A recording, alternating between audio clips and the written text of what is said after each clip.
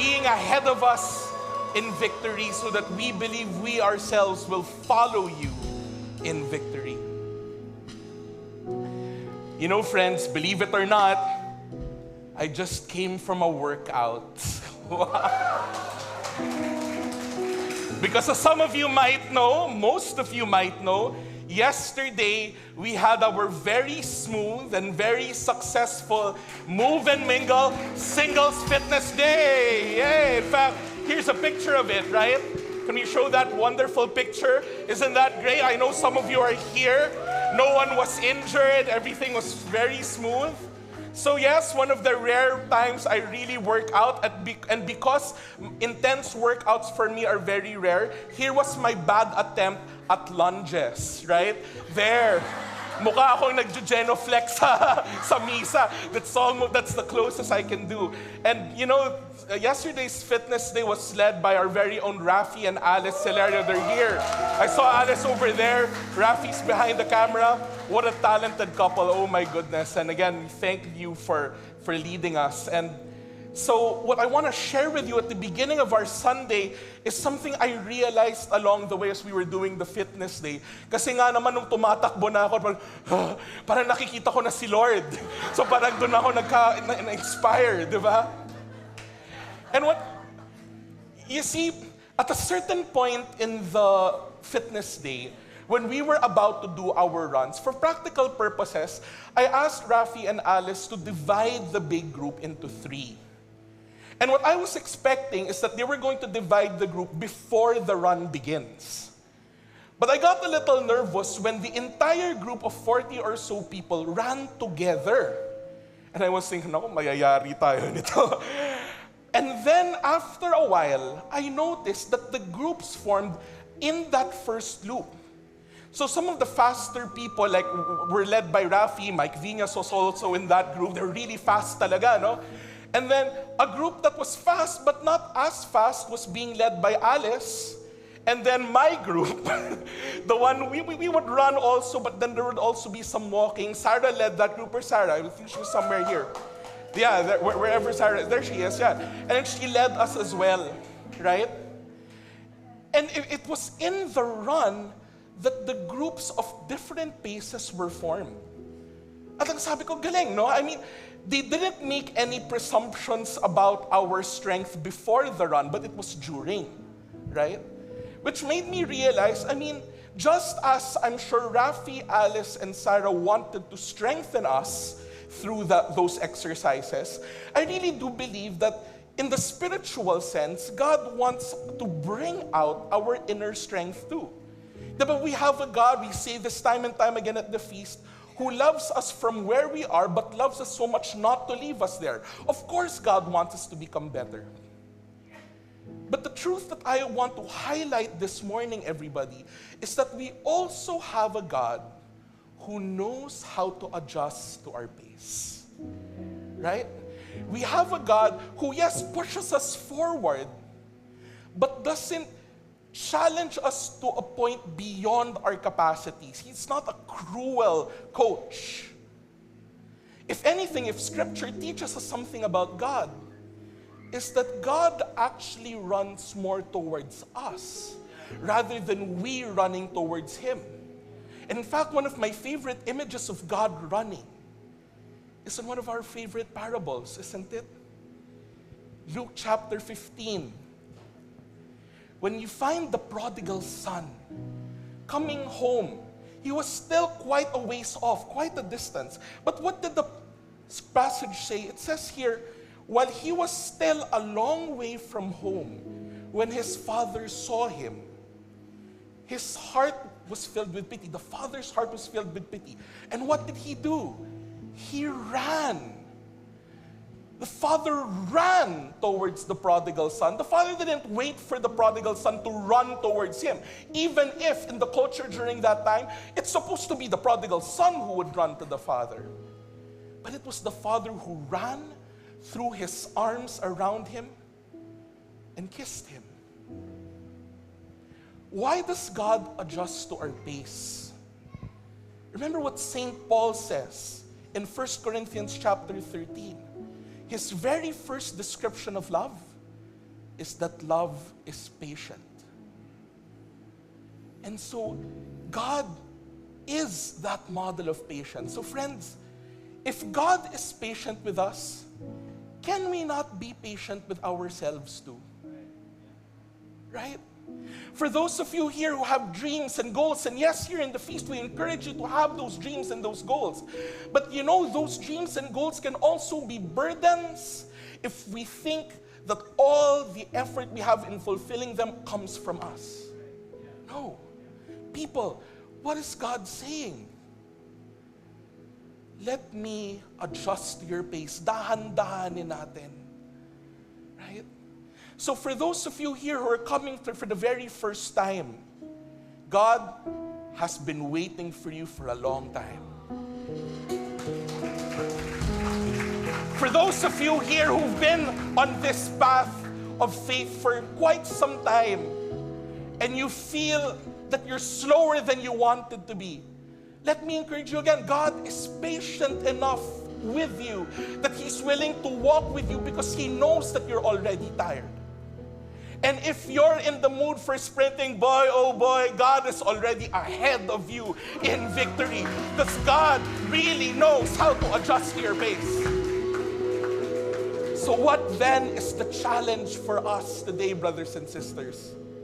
Hebrews chapter 12 verse 1 says this: as for us, we have this large crowd of witnesses around us, people cheering us on both in heaven and on earth. So then, let us rid ourselves of everything that gets in the way and of the sin which holds on to us so tightly. And let us run with determination the race that lies before us. So friends, please, today, this morning, let go of that dependence on your own strength. Let go of that thinking that you have to run towards God. No, God is already running towards you, and that deserves a hallelujah. That deserves a hallelujah. So let's open our hearts now. Open our arms as well and receive with a loving embrace this God who's running towards us. As we come in the name of the Father, and of the Son, and of the Holy Spirit, amen. Let's pray this with all our hearts, our favorite prayer here at the feast. The day I receive all of God's love for me, the day I open myself to the unbounded, limitless, overflowing abundance of God's universe, the day I open myself to God's blessings, healing and miracles, the day I open myself to God's word so that I become more like Jesus every day. Today I proclaim that I am God's beloved, I am God's servant, I am God's powerful champion. And because I am blessing the world. In Jesus' name, amen. God adjusts to our pace. So continue on the run of faith. Let Him run towards you. That's not my word. That's His word. And let's honor it today. Thy word is a lamp unto my feet and the light unto my path. Let's honor the God who's running towards us, everybody. Thank you, God. Thank you, Jesus. We praise your name. Whew. Good morning, Feast. If in case you don't know who I am, my name is Louie, and I shepherd our singles ministry here at Feast Alabang Northgate. And as you can see, our singles and our young adults ministry is very much alive and kicking and running here. Praise God. Praise God. And as you know, at the beginning of each feast, we take time to build community and build friendships, just like in that fitness day. But we do it every Sunday as well through our Minute Mingle. And here's my Minute Mingle question for you this morning. What exercise do you consider to be fun? Pero ito yung catch. Either you've done it before, or you've never done it before, pero it just looks fun. Kunwari ako, I've never done Zumba in my life, but it looks fun. I don't know if I'll do Zumba. Pag kasama ko si Ate Boots, I will do Zumba. Right, okay? So, find the person here who you probably don't know too well, and then answer that question. What exercise do you consider fun? And we'll give you a minute to answer. Thank you, Vea. Thank you, worship team. Thank you very much. Let's go! Fire away.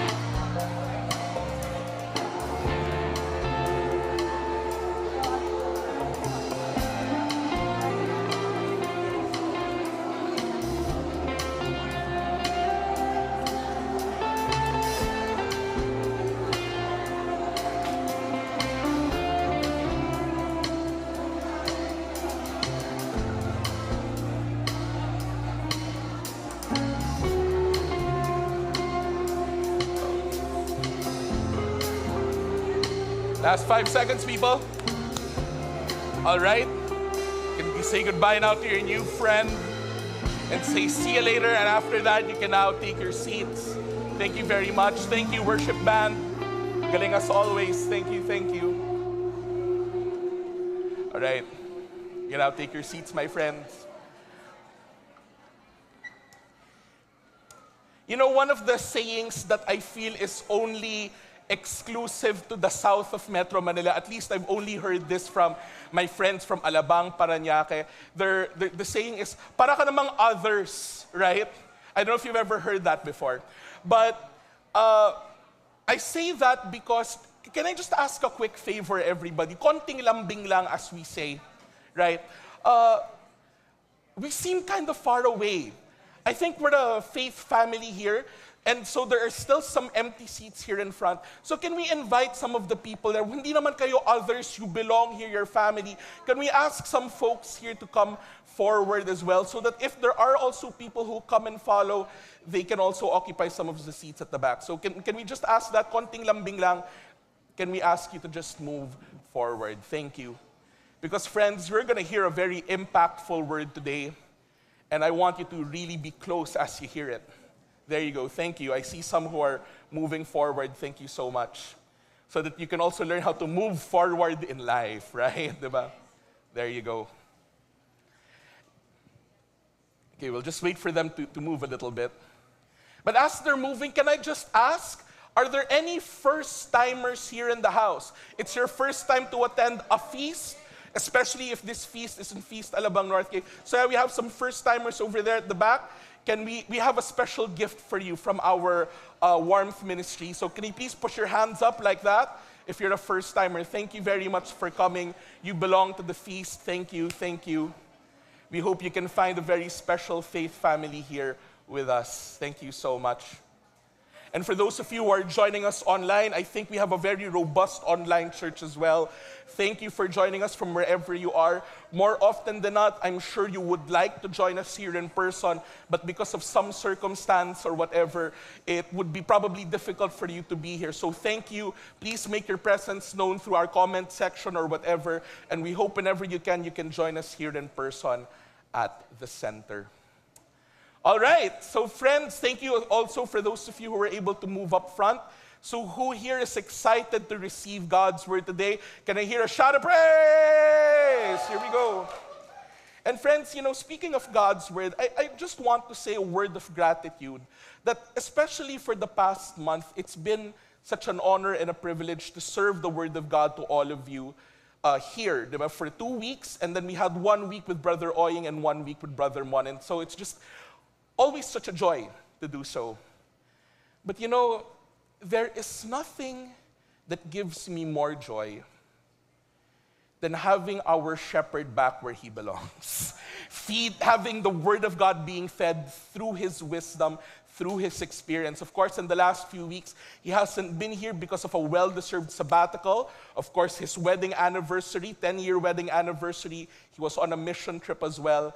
But, you know, friends, I am really just so glad to have him back here today, because every time this person preaches, I really feel God's word burning in my heart. And one other thing I also learned about this specific person, because whenever I introduce him, I try to make sure I update my introductions a little bit from one good thing I've seen about him. Our builder really has the perfect burpees. Alam niyo yung burpees? Siyempre, hindi ko gagawin yun, di ba? Baka sumakit likod. But when I saw him do the burpees yesterday during the fitness, sabi ko, wow, that was picture perfect. So not only is this guy incredibly wise, but boy, he's incredibly healthy too. So please, let's make it a little louder naman this time. We haven't seen him preach in a while. So please, let's welcome our shepherd, our feast builder, our dear friend, Brother Mike Viñas, everybody.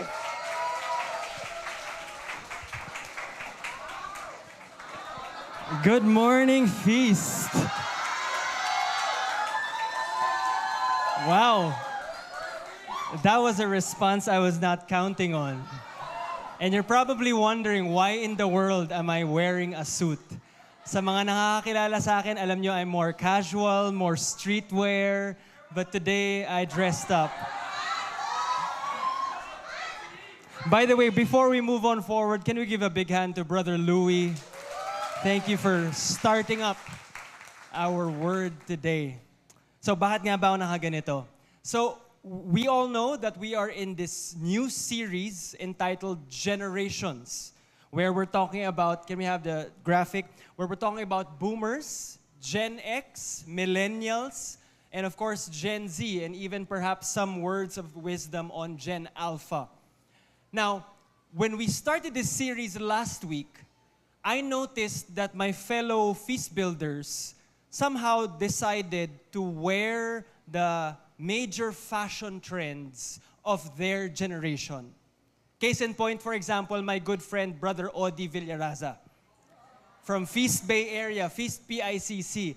He is Gen X, and he wore a very iconic Gen X outfit where you have the shirt, and kung may polo ka or jacket, checkered and all that you tie around your waist, that was big on the 90s, if you remember. Sino sa inyo nagsuot ng ganyan? Taas ang kamay. Gen X, come on, let's hear it. All right. May iba, may iba. So nakita ko, ginawa nila yan.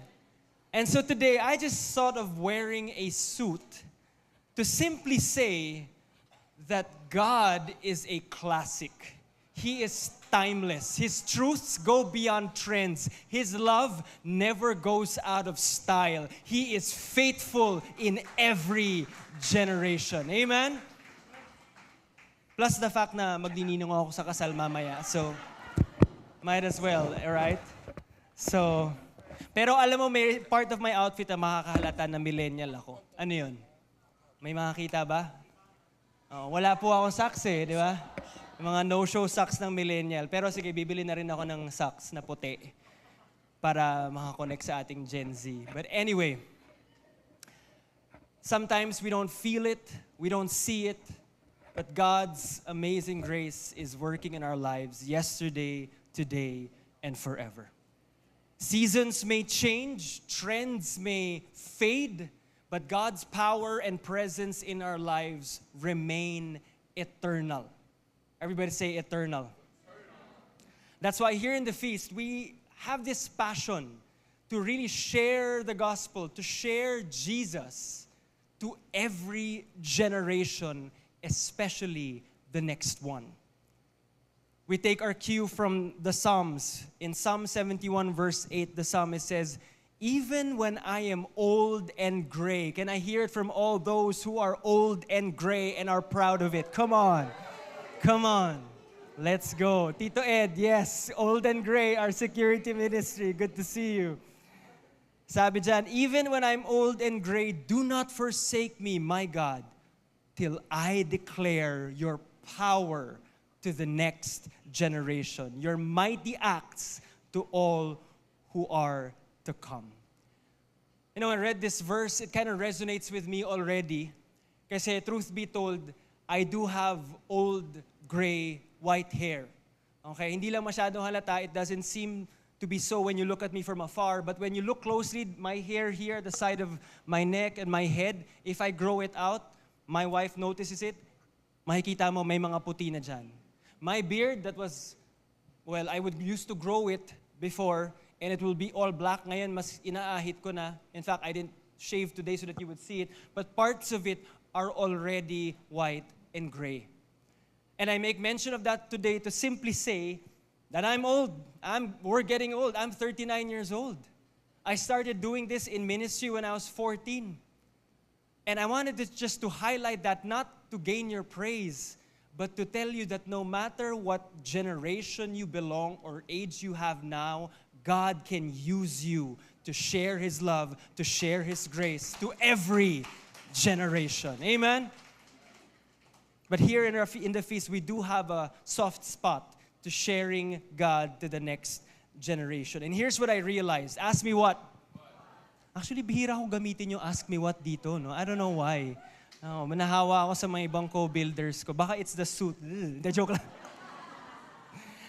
Here's what I realized being 25 years in ministry and serving.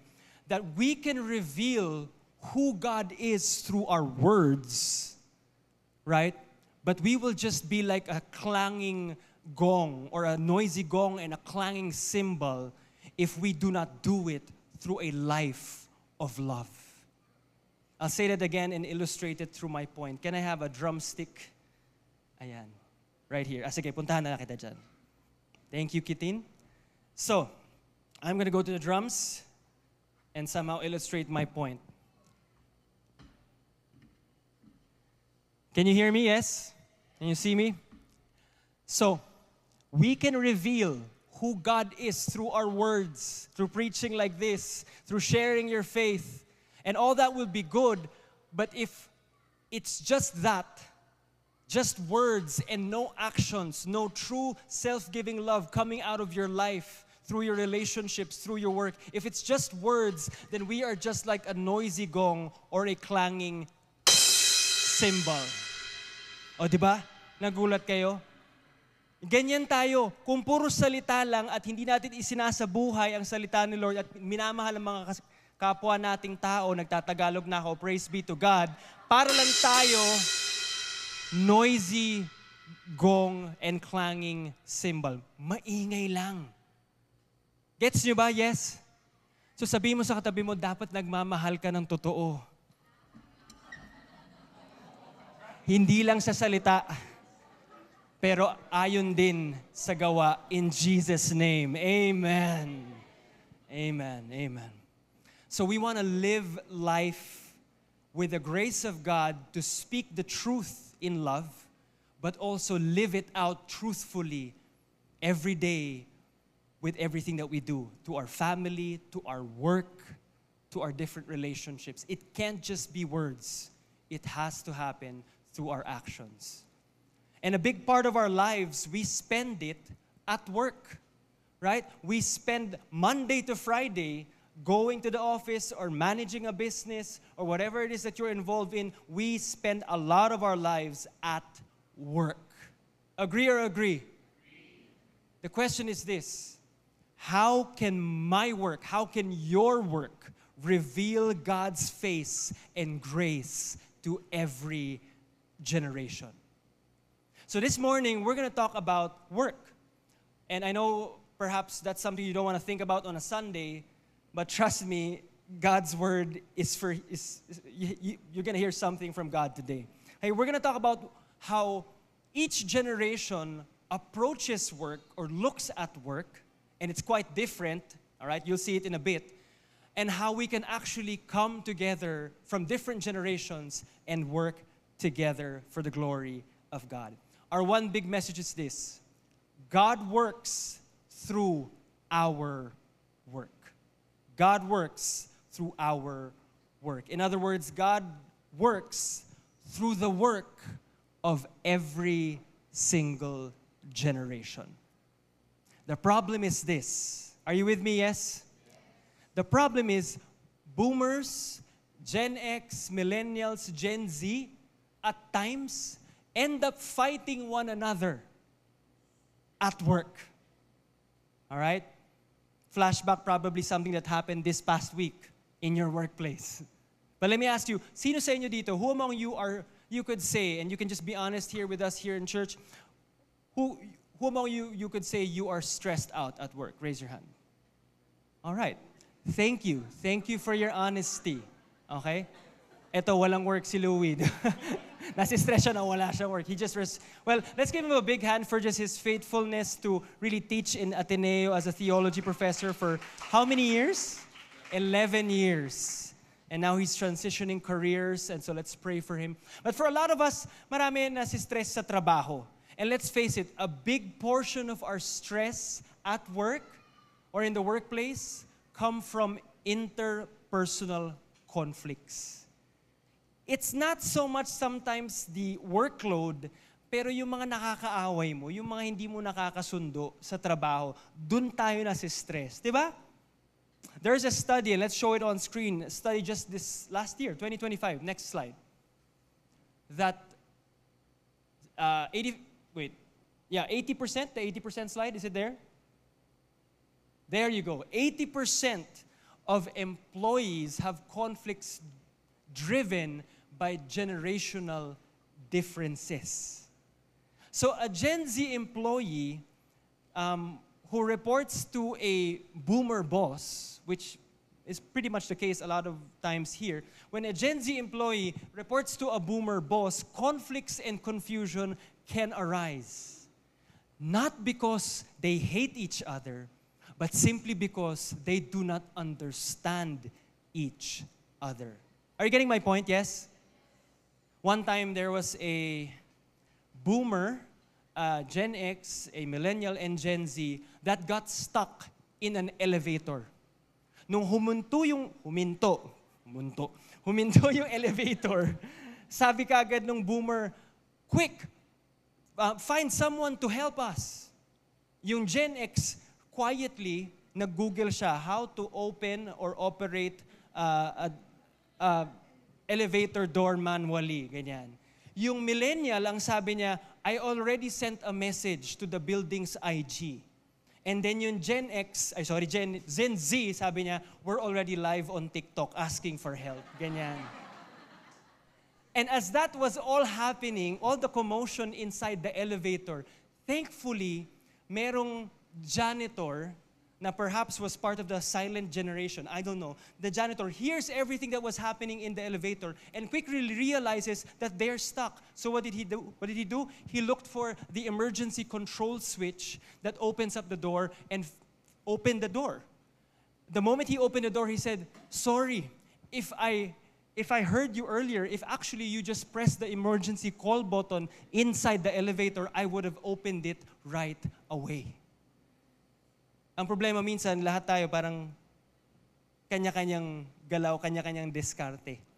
But actually, and here's my point here, every generation has something that others need. Every generation has something that the other generation need. And sometimes the answer is actually simpler than we think. We just need to get past our conflicts. We need to just simply get past the initial misunderstanding or misalignment of the different generations so that we can work together. Yes? So I want to share with you very quickly the top three causes of generational conflict at work. All right? Can I just get an indication who among you think that this is something that will help you? Raise your hand. All right, good. So that means you are in a workplace context, whether a business or a corporate, that you have different generations working together. Perhaps you're the boss, perhaps you're the employee, or in all of that. So number one, the difference in leadership styles. Magkakaiba yan. Once there was a staff meeting one morning that was led by a boomer boss. And for 90% of that whole staff meeting, it was the boomer boss who was talking. And the remaining 10% was for the rest of the team to simply say one of these three words. Okay, sir. Tama po kayo, sir. Ang galing-galing nyo, sir. Yun lang ang nasabi nila throughout that meeting. Question. And when I say this, let me just give a disclaimer for the rest of this talk.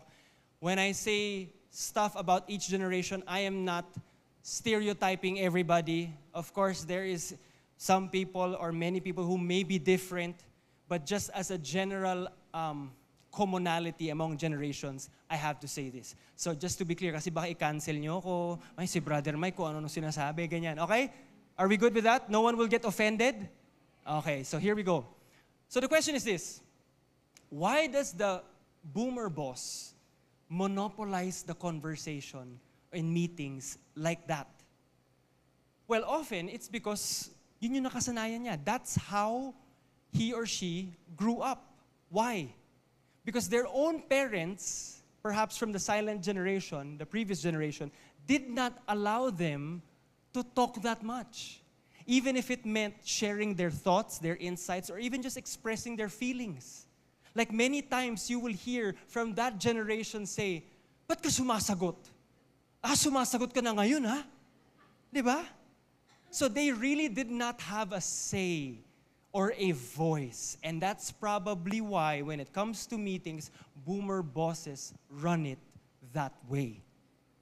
Now let's go to the millennials rather. Oh no, sorry. Let's continue on with the boomers and the older tier of Gen X. They prefer top-down and traditional hierarchies. So, kumbaga, a very deep hierarchy into a company or organization. They expect corporate loyalty and strict adherence to protocol. They are a stickler for that. And for them, management means micromanagement.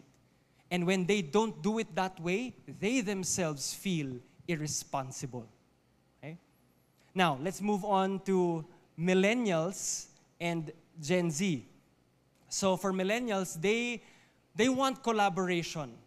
All right? They want to work together. They prefer flat organizational structures. Hindi yung parang ang daming hierarchy, ang daming position. They thrive more in flat organizational structures. They want flexible and hybrid setups, and they expect autonomy. And let's be honest, because I'm a millennial myself, and for millennials and Gen Z, we are very opinionated to a fault. And we want to be heard, right? We like to be heard. In fact, many times we expect our bosses to trust us to do things our way. Kapal ng mga mukha natin, di ba?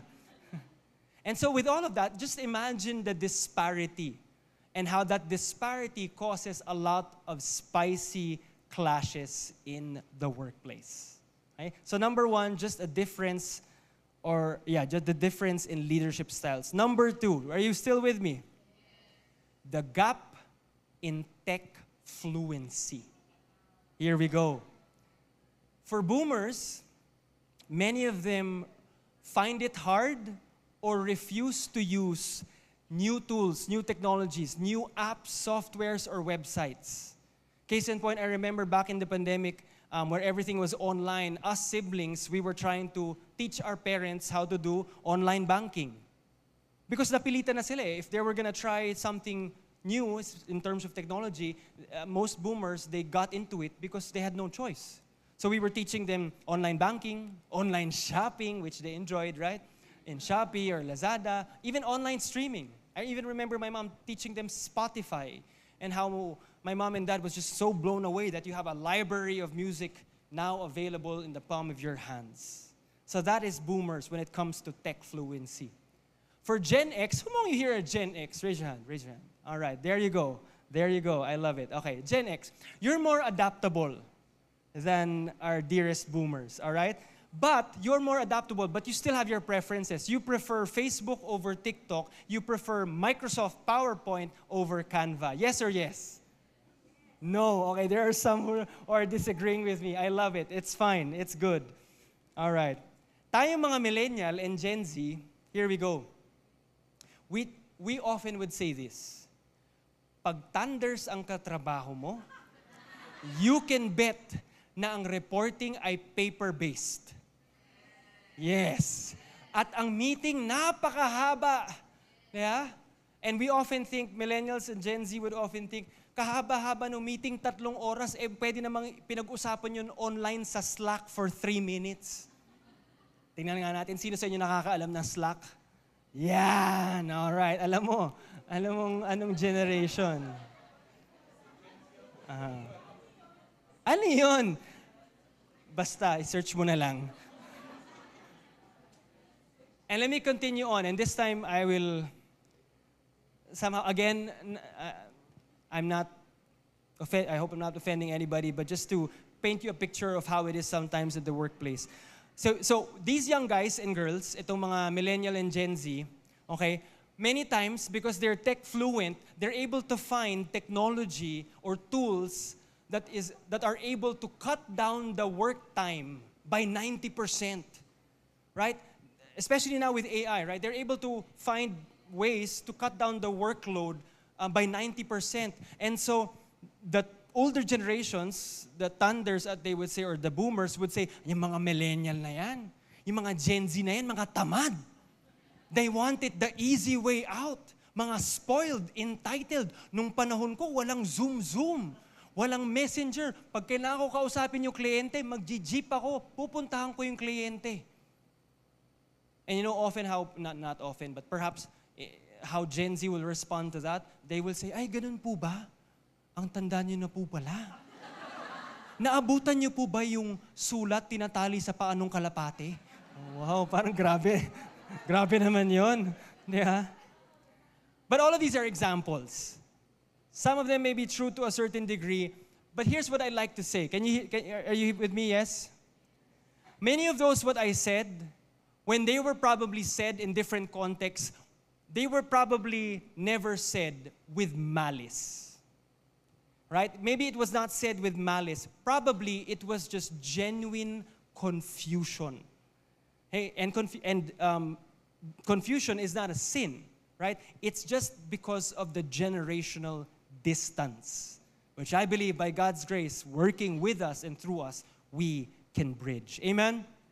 Amen. Give you an example. In the 1440s, the printing press was invented.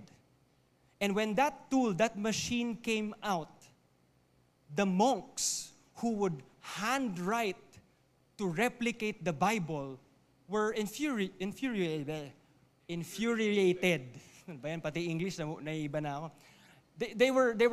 They were just crazy about it. I mean, in a negative way. Parang they were infuriated, if I said that right. But anyway, because they were thinking, this machine can't pray as they write out new copies of the Bible.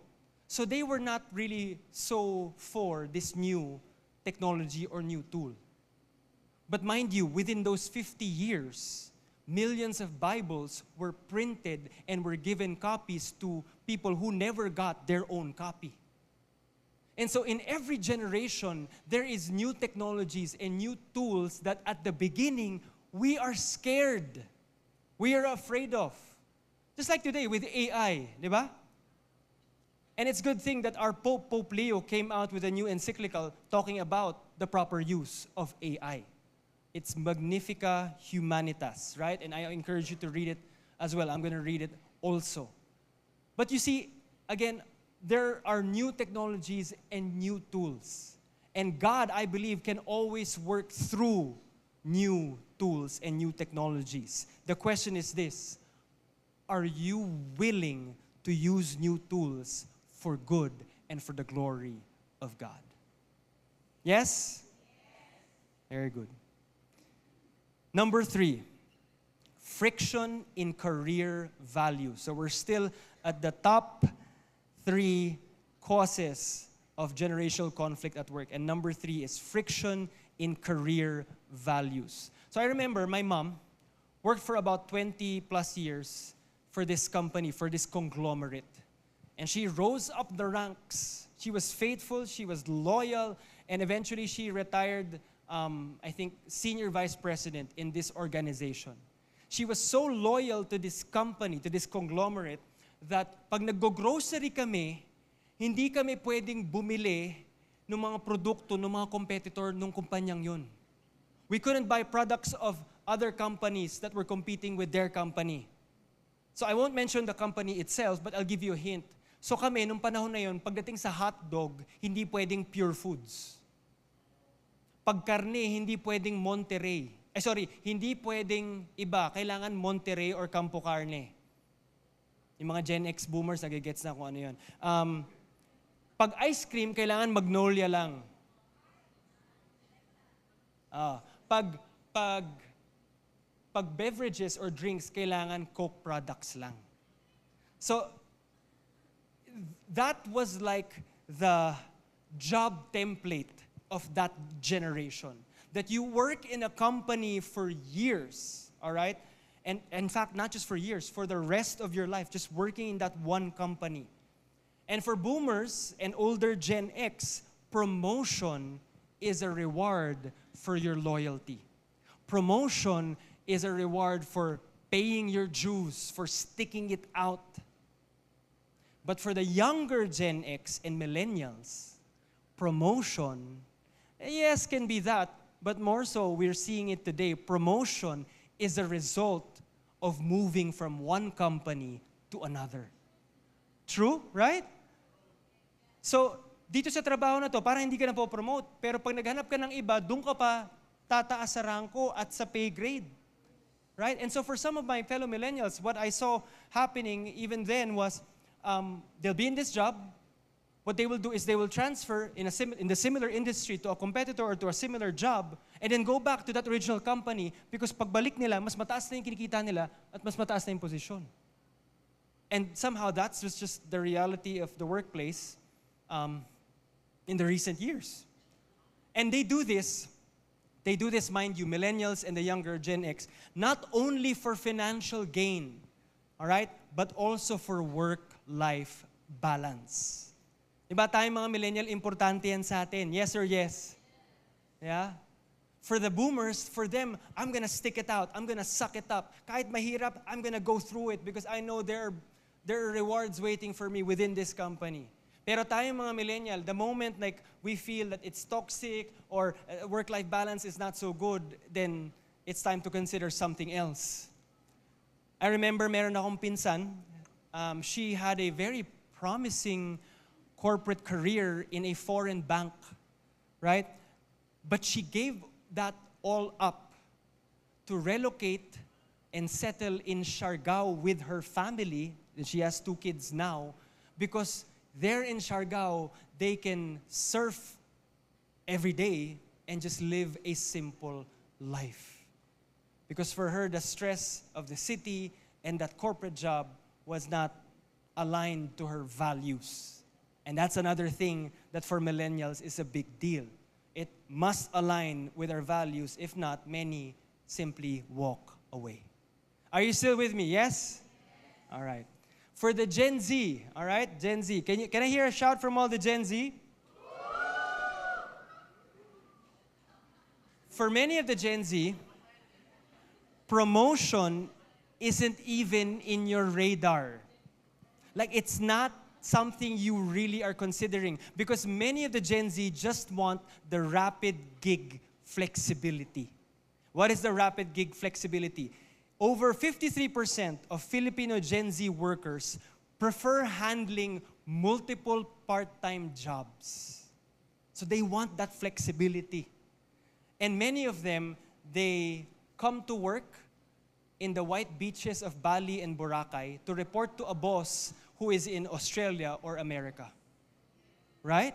That is the picture of work for many of the Gen Z. So promotion is not so much like something that they are really going for. They're okay to have multiple jobs as long as they're earning enough. In fact, what they think is that they will earn enough to stop working. You get what I'm saying? They will try to earn as much so that they won't have to work for the rest of the other days in the week. Ganyan. In fact, their idea of retirement is not 65, but 45. Right? I know how the older generation are thinking, yun ang akala mo. Yun ang akala nyo. Di ba? Sino niloloko mo? Hey, I've seen it happen. Right? Between the millennials and Gen Z. They're like killing it already by their 30s, making enough money. So it's possible. So, all of these causes of conflict, let's now look into God's word and what it says about generational conflicts at work. All right? So, again, if you look at the conflicts, just kung isa-isahin mo and you look at in a deeper context, most of these conflicts really come from either ignorance, pride, or selfishness. Like often, we think that our generation is better than the previous one and better than the next one. But that is not true. My generation is not better than yours, and your generation is not better than mine. In fact, if we want the kingdom of Jesus built and established in every sector of society, in business, in corporate, in government, in showbiz, or in technology, then we need to be working together. Every generation needs to work together to gain more ground for the king and the kingdom in Jesus' name. Amen. So we need to look past our conflicts. In fact, we need to heal from our differences. And how do we do that? Let's turn to the wisdom of Scripture. And I want to share with you 2 generational healing lessons from Saint Peter. How many? Lesson number 1. How to relate to those younger than you. Okay, so I'm speaking to an older generation and how to deal with those who are younger. So in St. Peter's letter, he talks to actually the elders of our particular early Christian church. And he gives these instructions. So to check if you're still with me, can we read together this verse loudly in 3, 2, 1, go. And now, a word to you who are elders in the churches. I too am an elder and a witness to the sufferings of Christ. As a fellow elder, I appeal to you, care for the flock that God has entrusted you. Scholars say, nung sinulat to ni Peter, he was about 55 to 65 years old, addressing this message to the elders of that particular church, more or less at that same age group, 55 or 65. And his point, his simple message was, don't lord it over the young.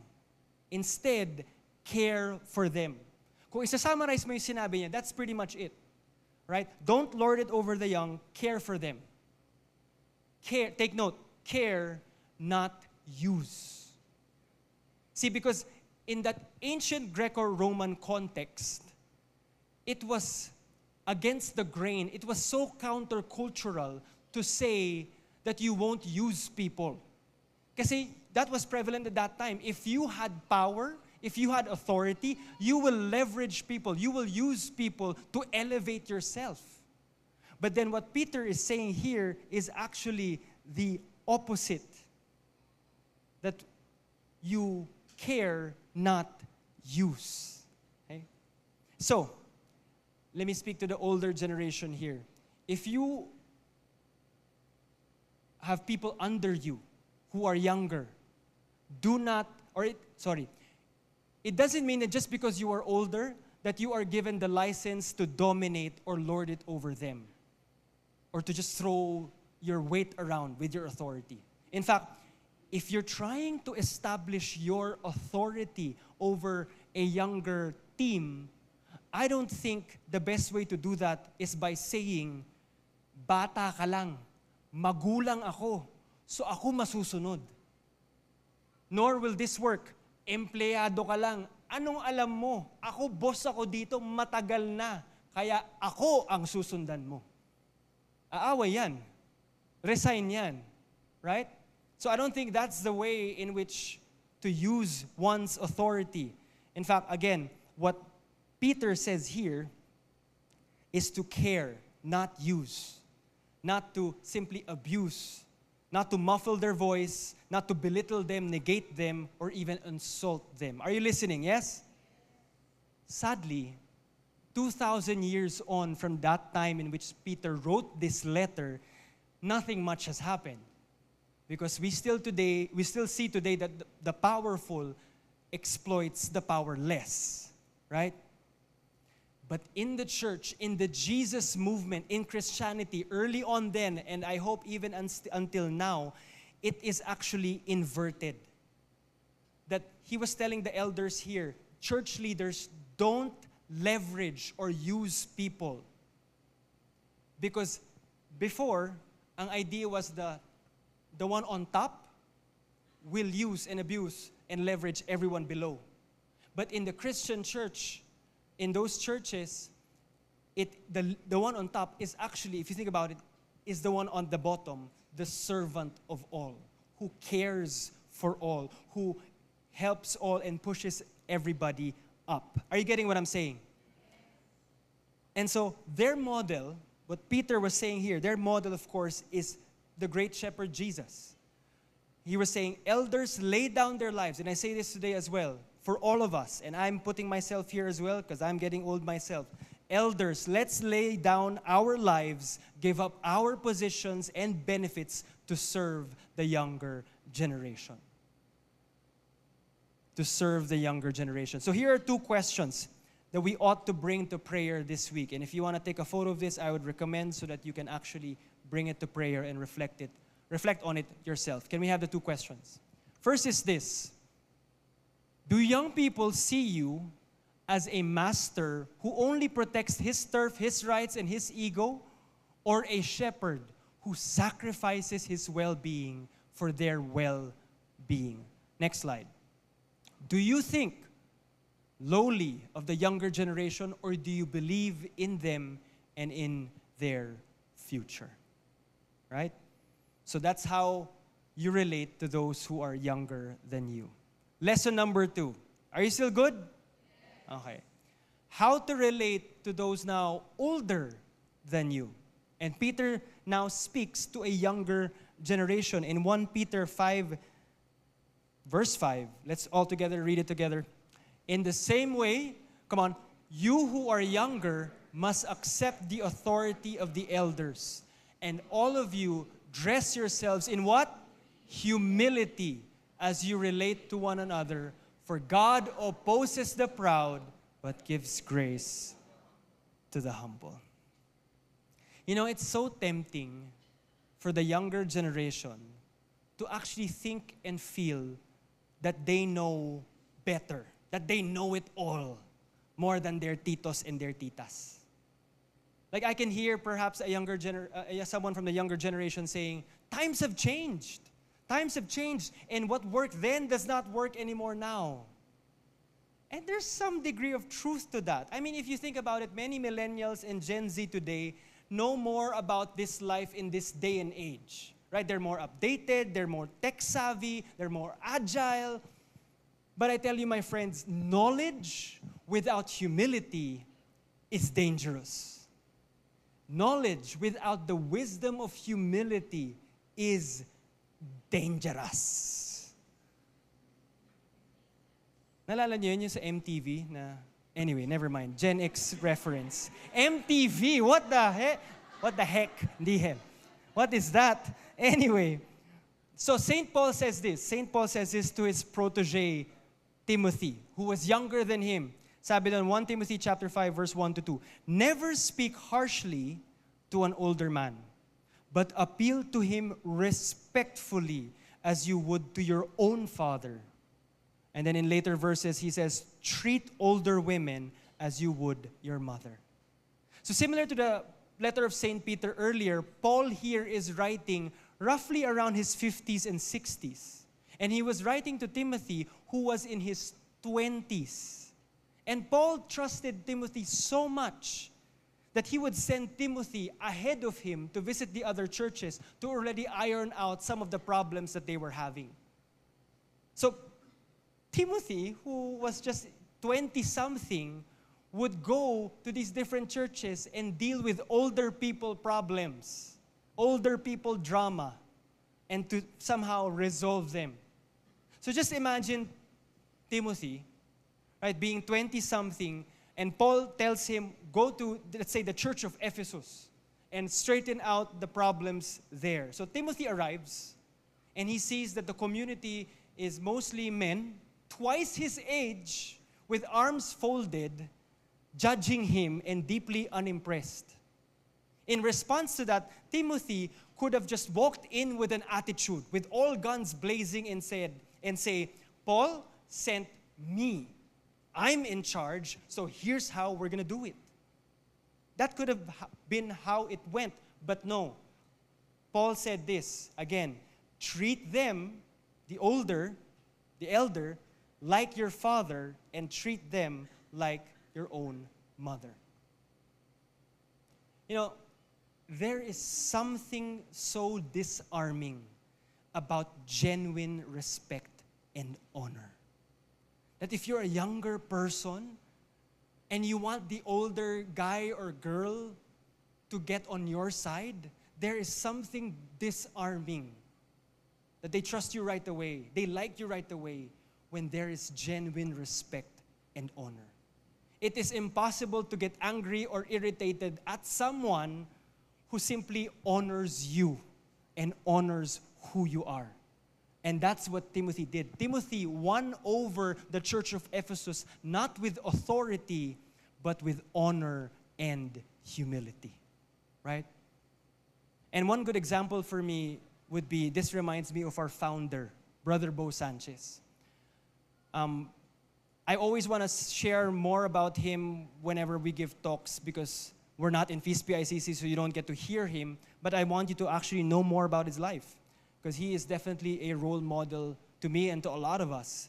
See, when Brother Bo started the community, when he founded the community with his parents, he was just 14 years old. And he was already at that point one of the top leaders at 14 years old back in 1980. So for many years, those leaders who led with him, who served with him, were 10, 20, 30 years older than him. In fact, that is a photo of them recently. So that's Brother Bo. Halatang halata, he's the youngest among all of them. All right, these were some of our old retired leaders in the community. So they were all older than him. But how come these guys followed a young leader, a young preacher, 14 years old, growing to his 20s, to his 30s, and so on, with, again, them being so much older? How? Well, it's because I believe Brother Bo practiced two virtues. How many? Love and humility. Let's start with humility very quickly. He honored them as seniors. He spoke to them with respect and gentleness. Ang tingin niya sa mga leaders na to who were older than him, that they were appointed and anointed leaders by God. And that changes everything. If you begin to see the leaders above you as someone that God placed there for the organization and for your growth, you change your perspective altogether, right? And then the virtue of love. He cared for them. And he was sharing to us that whenever they were having conflicts and these older guys seemed to be prideful and stubborn or maybe just sometimes flat out wrong, he was just patient with them. And it worked. Brother Bo admitted that his senior leaders that he served with followed him even at times when he had no idea what he was doing. And that was so because he believed in what Paul spoke or taught. Respect them like they were your fathers and mothers. And so here's one more question before we end to bring to prayer this coming week. If you respect your boomer boss or Gen X manager like your own father or mother, how would you deal with them differently? And with that, can I invite you to stand?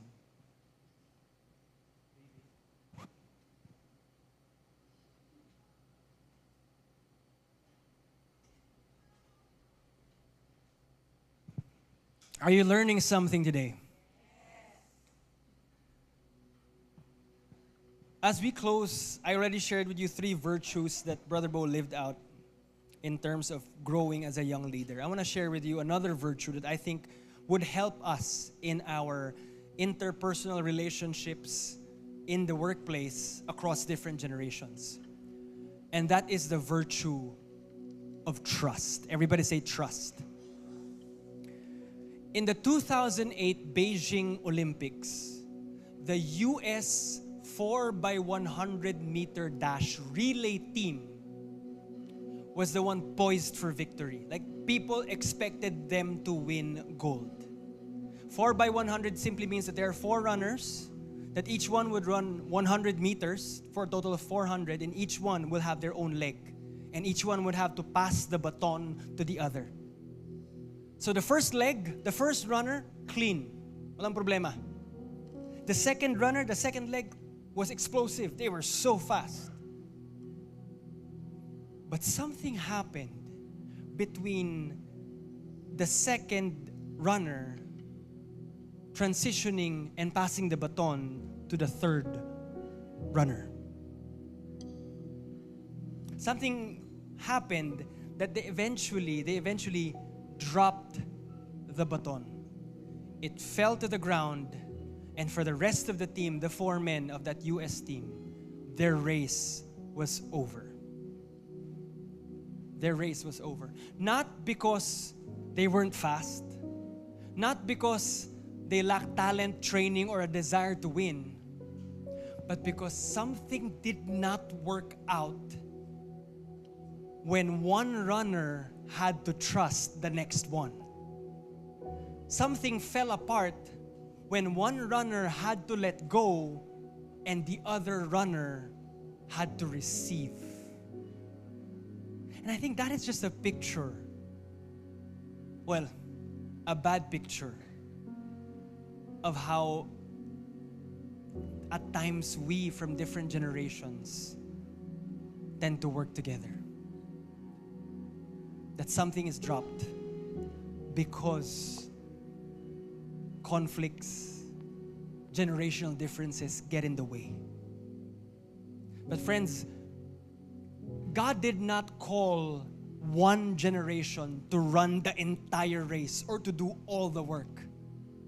God did not design work to be a solo project. In fact, He designed work to be like a relay.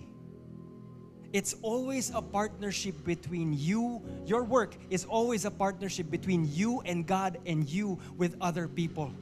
It's always a collaborative effort. And the only way we will lose the race is if we refuse to let go or refuse to reach out. That's the only way. So just imagine,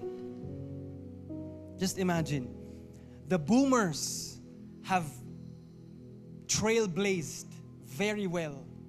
The Gen X has taken on the turn. They have navigated through that turn very well. Now it's the millennials sprinting with all that they've got. And we have now the Gen Z on the exchange zone with their hands reaching out, waiting on the receiving end for us to pass on the baton to them. And so we cannot mess up with this. We cannot mess up passing the baton and helping one another for the sake of the race that God called us to run. Whether in the office, whether here in church, whether in your family, in whatever circumstance that you are involved in. So the question is this, again, the only way we lose this race is if we refuse to let go or reach out. So the question is this, will you trust the handoff? Will you trust passing on the baton? Will you trust the succession? Will you trust working together with the other generations that are in your office place? Will you trust the generations you're working with? And finally, Jesus says this,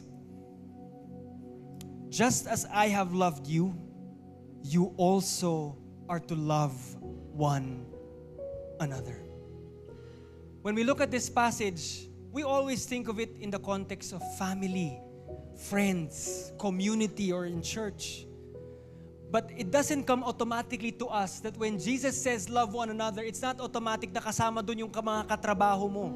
Hindi kasama dyan yung mga kanegosyo mo. Hindi mo kasama dyan yung the people that you work with. But newsflash, my friends, when He says love one another, kasama sila. At alam ko mahirap yun. It's not an easy thing. I know it is difficult to love an irritating boomer boss. It is difficult to love an annoying Gen Z colleague. And on our own, we really cannot do it. That's why we need to trust. Not just trust one another from different generations, but we need to trust that God will change us and will change them. Because only God can change them. In fact, my friends, only God should change them. Not you who's older. Not you who is younger. Kasi marami tayong ganyan minsan na parang gagawin ko to para magbago siya. Or tayong mga nakakabata, gagawin ko to, kailangan magbago siya. Only God changes the hearts of people. And so today as we end, let's pray for God to work in and through our work. Let's pray for God to work in and through our work. So we're going to come into a moment of prayer. We're going to sing that song again, The Blessing. And as we sing it today, here's what I want you to do. I want you to declare a prayer of blessing to the people in your life. First, amongst, if they're with you here, with your family and friends. And if it's comfortable for you, you could stretch out your hand and put your hand over their shoulder as a symbol that you are praying that prayer of blessing for them. And then after a few moments at your own pace, begin to pray for those people who you go to work with Monday to Friday. Your superiors, your subordinates, the people at your level, or maybe in your business. Pray, declare a blessing over their lives. And perhaps in doing so, you will come tomorrow at work on a Monday, having a heart to work together better with them, knowing that they too are children of God and we all need His blessing. Amen. So let's come together in the name of the Father, the Son, and of the Holy Spirit. Amen. Amen.